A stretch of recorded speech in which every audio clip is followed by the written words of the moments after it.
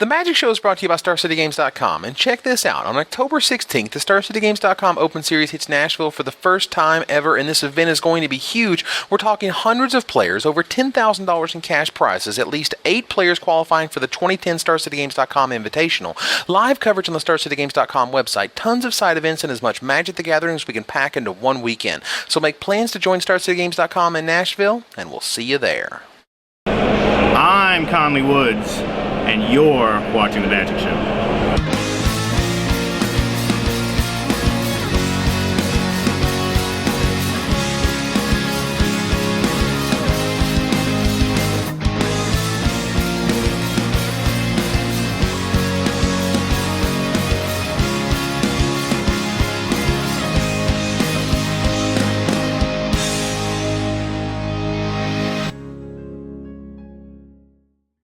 Hello everybody and welcome to another edition of The Magic Show. The 2010s were this weekend and there was so much innovation abound. We now got the deck lists and we're barreling toward the Nashville Open this weekend where I'll be live and in person commentating all day. You ready to check out the new decks? Let's go!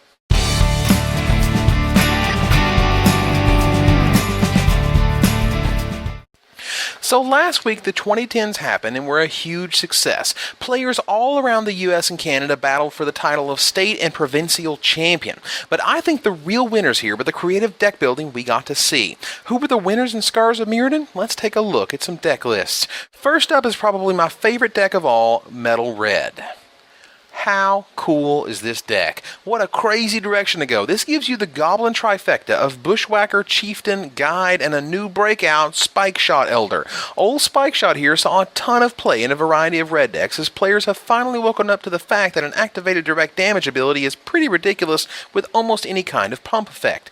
But the real star in this deck is the interaction with all of its artifacts. Hey look, it's Mox Opal being all mythic and badass. There's 4 Memnite happily jumping into the fray and helping you achieve Metalcraft. But look at the artifacts. Basilisk Collar, Darksteel Axe, one of my new favorites, Infiltration Lens, and is that Panic Spellbomb? Oh, that's 3 Panic Spellbombs, thank you very much. Cantrips in a red deck are hard to find, and as you can imagine, stopping their Seagate Oracle or Wall of Omens from blocking your Darksteel Axe wielding Spike Shot Elder while also drawing a card is good times. But the real breakout of this deck? Kuldotha Rebirth. Let's imagine a line of play. Turn 1, you play a Mox Opal that you don't plan on actually getting Metalcraft for, but simply pay a red mana with your mountain, and then sacrifice it to put 3 1/1 goblins onto the battlefield. Let's say you're a complete luck sack, and you do it again next turn with another mountain and another Mox Opal, or perhaps you're just the actual Stoneblade, and you sacrifice Panic Spellbomb, pay the red mana to draw a card, and then get another 3 1/1 goblins. Next turn, you play Goblin Chieftain, and serve. Of course, this is taking another trip to Magical Christmas Land, but this deck doesn't just accidentally win Georgia States. It won because it's a brilliant design and can burst out of nowhere with a lot of guys and damage. Just love it. More winners? How about Lux Cannon? Yep, putting a hole in the world was never so much fun. Let's look at another amazing deck list in Bluecraft. Now, this is some innovation. Again, we see the illustrious Mox Opal, and there's our favorite $75 bill, Jace the Mind Sculptor. That said, what makes this unique? Well, Contagion Clasp seems pretty awesome in a deck with Lux Cannon, Everflowing Chalice, and Planeswalkers, while the Voltaic keys power up Ratchet Bombs with Wild Abandon. Mana Leak and Stoic Rebuttal give you your permission sweep, and there's Everyman's Titan, Wormcoil Engine, here to save the day. You reset the board with All Is Dust while you smooth your draws with Preordain. This is my kind of deck. But let's take a wider picture, more forest, less trees as it were. Taking a look at the StarCityGames.com unique and exclusive metagame summary, we see that blue-white control dominated the meta. Let's look at an example list from Ross Holiday in Utah. Now here are your basic blue-white control components. Instant speed, permission, and removal, Condemn and Mana Leak. Game-winning monsters, Baneslayer, Angel, Chimeric Mass, Frost Titan, and Sun Titan say what's up. Sorcery speed removal, Journey to Nowhere and Day of Judgment. Planeswalkers, how you doing, Daddy Jason, Baby Jace, Gideon Jura, and Venser the Sojourner? And that's your deck, in a nutshell. What do? Well, you use Seagate Oracle for your card advantage and mucking up the ground, while your permission stops their plays and your Planeswalkers provide such an overwhelming advantage when combined with Titans of the Sun and Frost variety that it's often far too much for any deck to keep up. Defeating these decks requires a deck that can power past them in speed or drop scary monsters they must continually deal with. Enter stage left, Valakut Ramp, our second most played archetype in the 2010s. Here's a winning list from John Iglesias in Florida. Now, this deck is much unchanged. You ramp with Explorers, Cultivates, Harrows, Oracle of Moldiah, and Colony Heart Expeditions. Then you drop the fatty Boom Booms in the form of Primeval Titan and Avenger of Zendikar. Now this deck is the culmination of simply putting every ramp spell and standard into one deck and using the combination of Valakut, the Molten Pinnacle, and Mountains to give you a plan B. Who cares if they Day of Judgment your board when your Valakuts are active and every mountain is a lightning bolt or more? Needless to say, these stomped pretty heavily. But another deck almost got the exact same percentage of play with much the same game plan. Take a look at Eldrazi Green, as seen winning Nova Scotia via Mark McGregor. Now, if you thought the last list was rampy, holy crap does this deck generate a ton of mana. You got Jiraga Tree Speakers, Overgrown Battlements, Cultivates, Explorers, Growth Spasms, it's all here, folks. The benefit to this list is running Baneslayer Thrynax, Wormcoil Engine, and Summoning Trap. Good old Summoning Trap. Messing with blue players something nasty these days. Mana Leak that Overgrown Battlement? Oh look, it's Emrakul of the Iwind Laws in my top 7. Nice counterspell. But look at these three archetypes. These three decks made up a whopping 40% of your 2010s metagame. That means that almost half the time a player sat down to battle, they were facing either of these three powerhouses. But what was beyond those three? Why, red deck wins, of course. Only one of them went all the way, Brian Sue's version in New Hampshire. Again, there's that Panic Spellbomb. This card is good stuff, folks. I know it looks bad, as all of the Spellbombs do very minor things, but not being able to block and drawing a card is rare in a red deck, and this one also features the newly discovered Assault Strobe.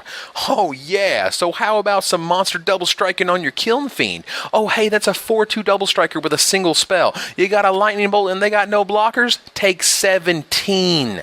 Yeah, Assault Strobe is serious business and is ready to see some serious play. Is that a Zektar Shrine Expedition I see? Again, ripe for double striking goodness? Mark of Mutiny your Baneslayer Angel, Assault Strobe it, hit you for 10 and gain 10, the wackiness just goes on and on. But where's Koth? In the sideboard? Pfft, this man needs to be a star in the deck he appears in. Let's take a look at one. Mike Stewart's winning Big Red list from Nevada.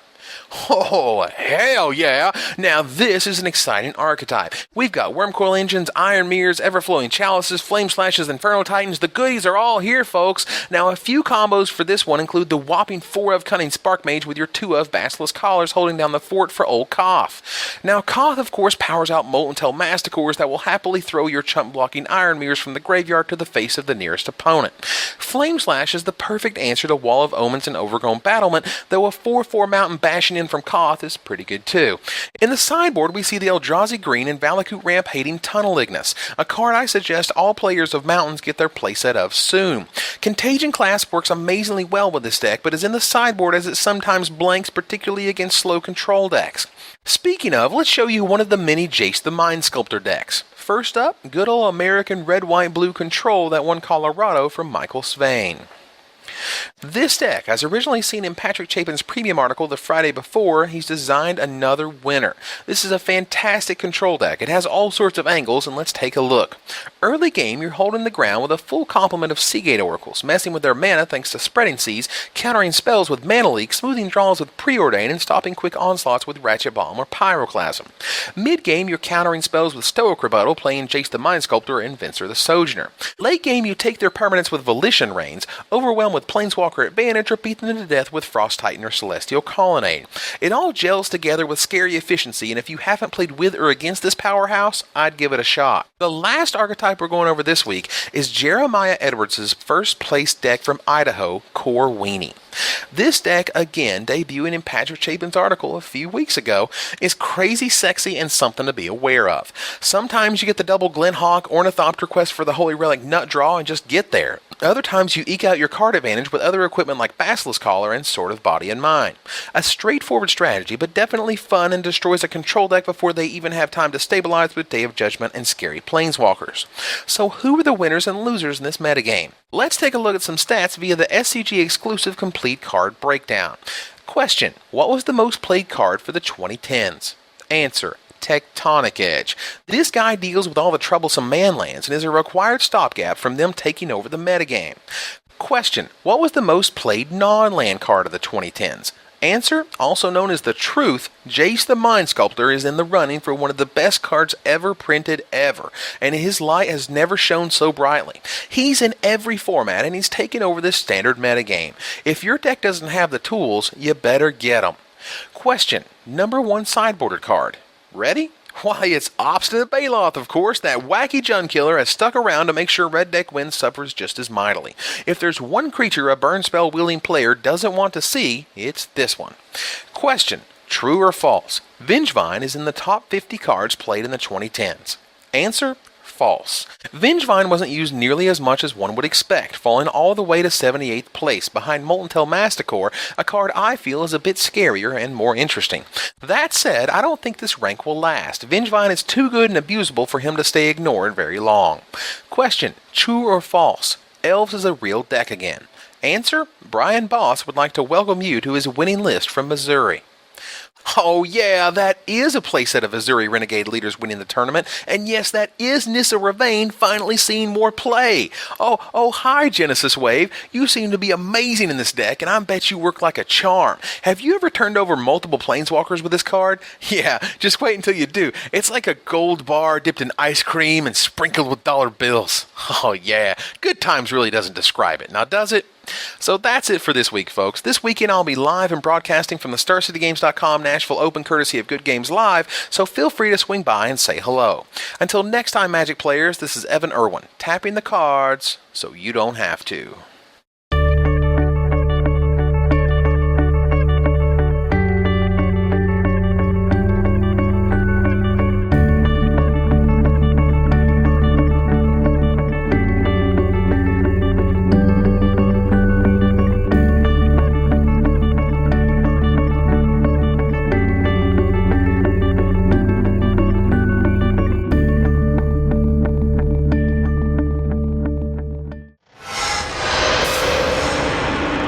Always like the fatties.